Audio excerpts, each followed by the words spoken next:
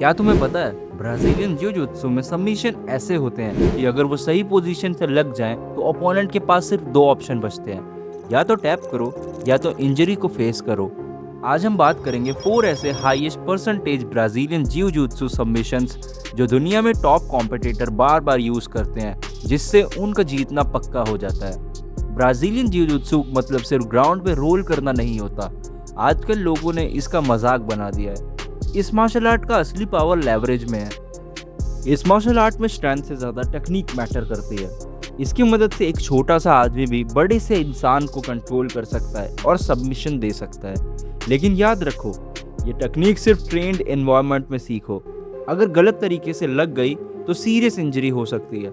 इसमें hand lock होता है, नेक लॉक होती है, शोल्डर लॉक होता है एंड कई तरीके के लॉक होते हैं। तो चलो हम लोग बात करते हैं ऐसे टॉप 4 लॉक्स जो ब्राजीलियन जियोजुत्सु में हमारे काम आने वाले हैं। हमेशा हमारे काम स्ट्राइकिंग नहीं आने वाली। कभी कभार ऐसा होता है कि हमारे सामने बहुत ही मोटा या ताकतवर अपोनेंट आ जाता है एंड उसके लिए हम लोग को ग्रैपलिंग सीखने की जरूरत है। नाउ हम लोग स्टार्ट करते हैं टॉप 4 ब्राजीलियन जियोजुत्सु लॉक, जिसमें 4th नंबर पे है किमोरा लॉक। नंबर 4 है किमोरा लॉक।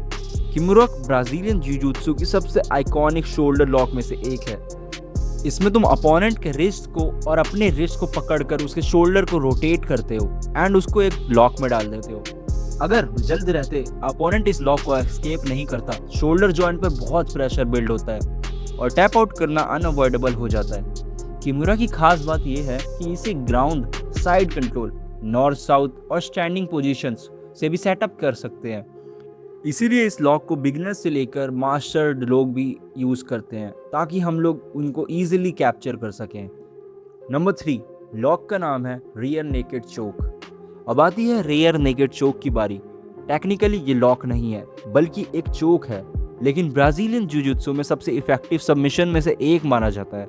जब तुम अपोनेंट की बैक कंट्रोल कर लेते हो और फोरआर्म को नेक के अराउंड प्रॉपर्ली प्लेस कर लेते हो तो ब्लड फ्लो टेम्पररी रेस्ट्रिक्ट हो जाता है। मतलब उस बॉडी पार्ट पे खून ही नहीं पहुंचता।